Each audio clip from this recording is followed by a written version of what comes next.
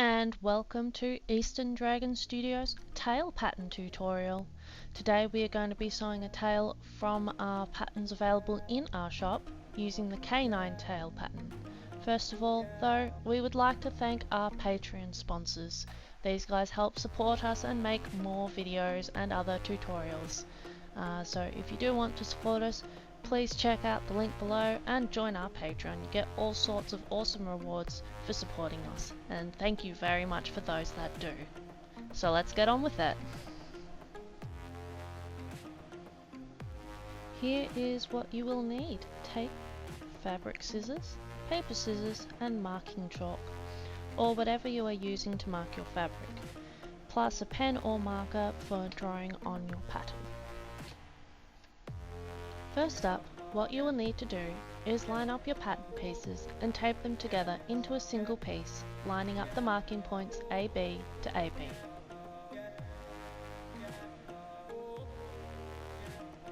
To make it easier, I'm cutting off the excess so that I can see the join lines more easily because I printed on fairly high GSM paper.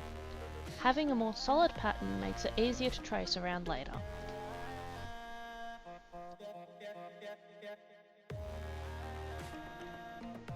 Once you've got your pieces lined up, tape them together.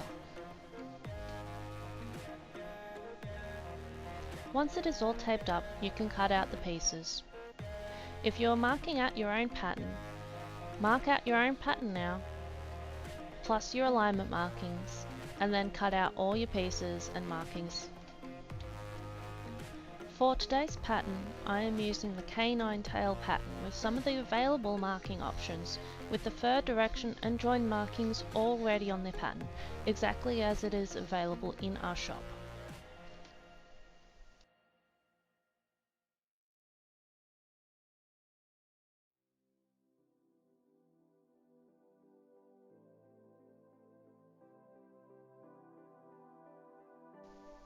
So here's our tail cutout, and this is our tail base, but I have some tail bases that I prepared earlier. I have a separate video showing how to prepare one, so I'm not going to worry about cutting that out. What you want to do now is grab your pen and transfer the alignment markings to the opposite side.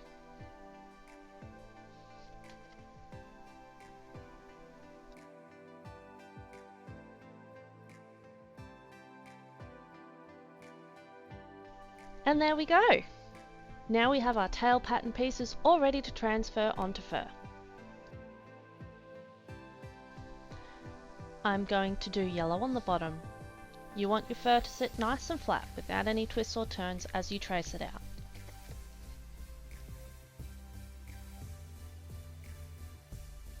As you can see, our pattern already has the fur direction on it, which makes it nice and easy for lining up your pattern. So all you need to do is line up the fur direction with the arrows on your pattern. Your fur pile is flowing that way, so we want to make sure our pattern is also going the same way.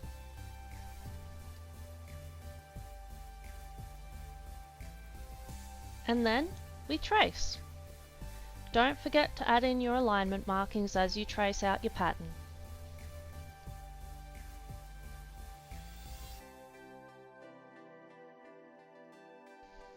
Transfer your alignment markings to the inside of your pattern so that it will be easily visible once we cut it down to our seam allowance.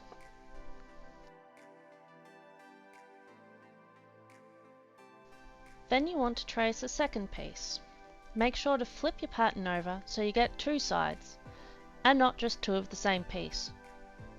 Which, if anyone joined one of my streams around the time I was recording this, I did do that.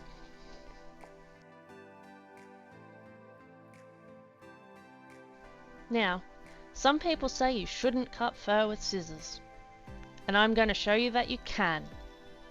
Now, what I recommend is cutting against the grain and make sure that the bottom of your blade of your scissors is up against the backing of the fur to minimize cutting the fur pile. You should just be able to glide your scissors along the fur backing as you cut. That way you get a nice clean edge, just like as if you were cutting with the knife. Personally, I find it difficult to cut fur with a knife, and as long as you get good results, the tools you use do not matter.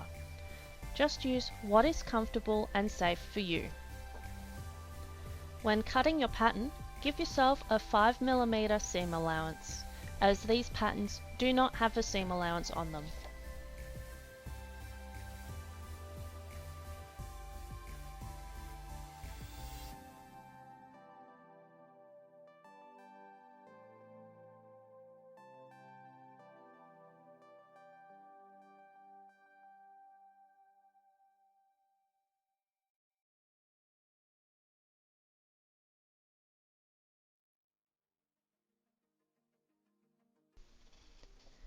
And now we're going to cut out our top pattern piece on this blue fur.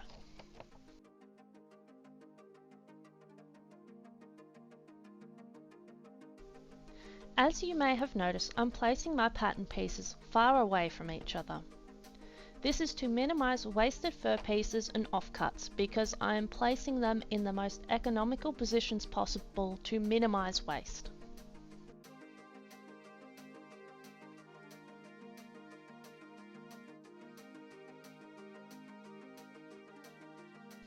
And that's all our tail pieces cut. We have 2 blue pieces and 2 yellow pieces.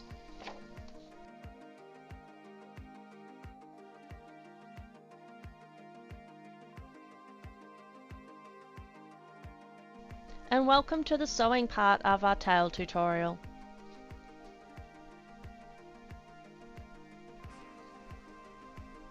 This is the base I prepared earlier, and a link to that tutorial will be available in our description below.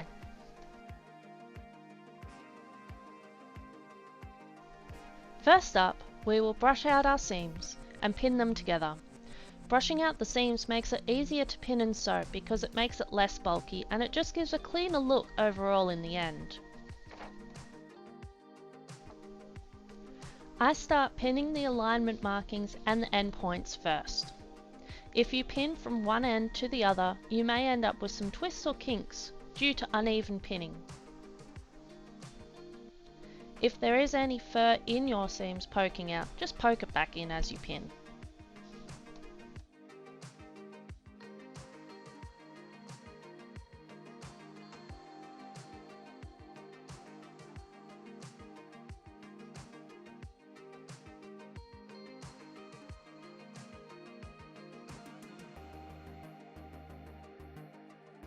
And then we follow the exact same process for the other side.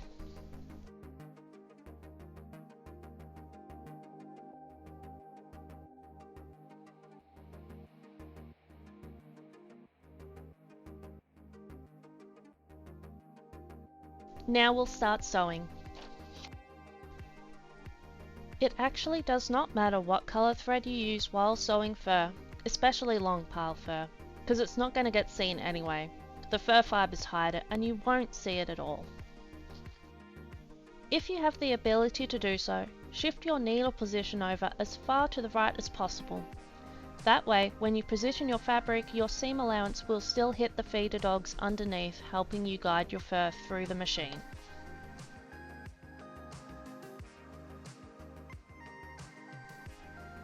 When sewing opposing curves, I like to have the outside curve on the bottom, with the bulk of the fabric on top, and the curved piece sitting flat underneath.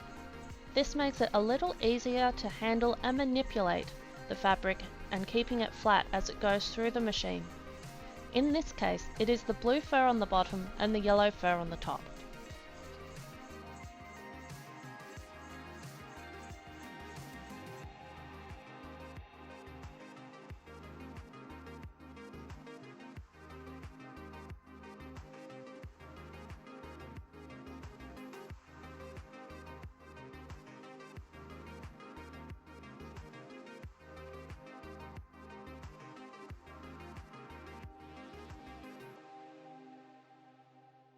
With our halves sewn, we now just follow the same process again to sew our 2 halves together, brushing out all of our seams just like before.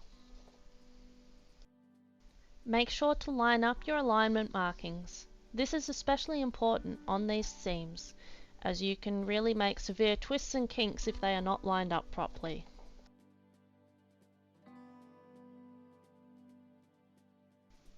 At points where different colours or furs meet, I like to separate the pile before pinning and sewing. This is especially important if you are shaving down the area later. But this also just gives a nice clean seam even if you aren't shaving it down. To do this, use a pin to tease apart and separate the fur piles, and then pin as normal.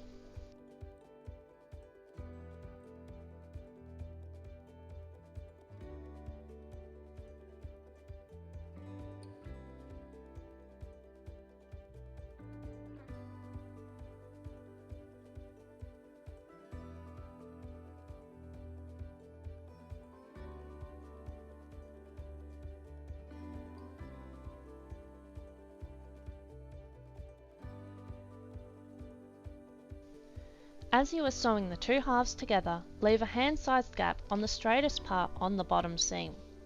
You want to be able to turn your tail inside out once the rest of it is sewn. I hate hand sewing, so I try and have as minimal hand sewing as possible. I don't worry about zigzag stitching any parts of my tails because it's all internal and not exposed. Another thing is to try and not force your fabric through, but just guide it.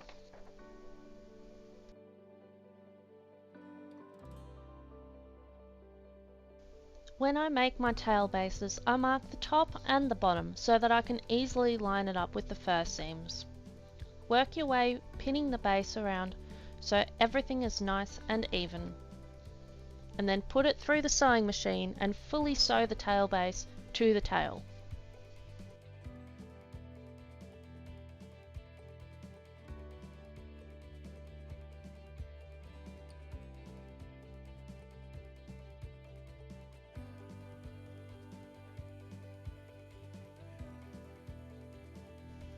And now we can turn this tail inside out, stuff it, and sew it closed. I usually start with the tail tip and work my way from there. The amount you stuff your tail is entirely up to you. The more you stuff your tail, the more stiff, solid, and heavier your tail will be.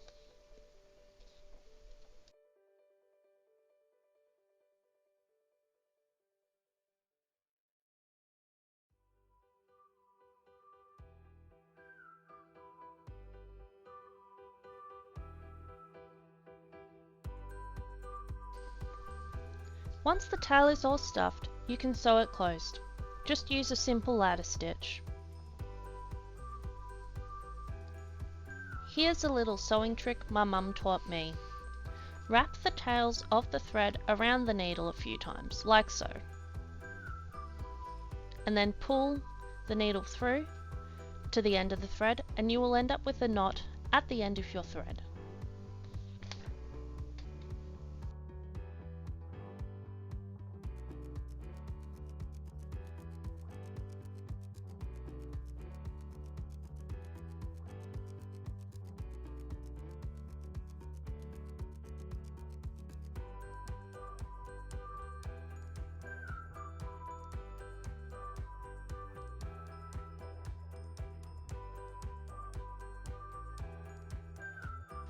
Once it's all sewn up, just tie off and cut your thread, and then you're all done.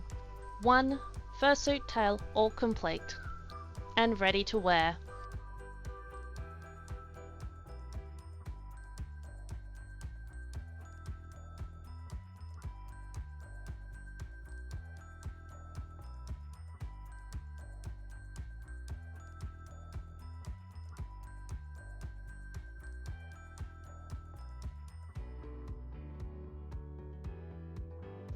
Thank you so much for watching and have fun sewing some tails.